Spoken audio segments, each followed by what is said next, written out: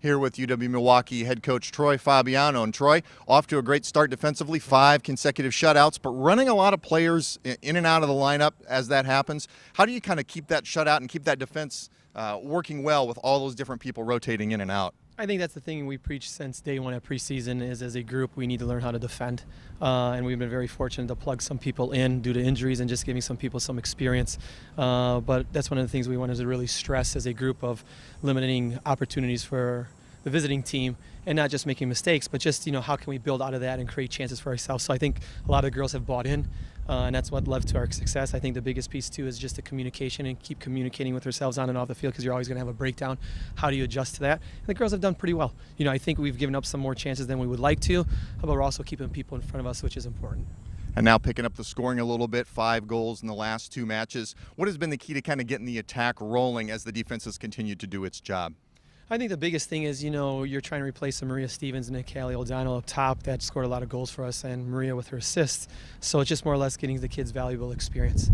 We've stressed over the last couple of weeks just finishing with our targets and our forwards and focusing on our set pieces, and that's what we were able to jump on Friday. We scored on 2 set pieces, and then Aubrey was able to turn them over in their back and beat the goalkeeper. So, we stressed about just being a little bit more dangerous, willing to take some people on, taking some risks towards our goal. Now, Michaela Schmelzer on Friday night had a goal, had an assist, and we saw her in 2 different roles. For a while in the midfield, finished the game in the back line. How has her role evolved here coming into her sophomore year?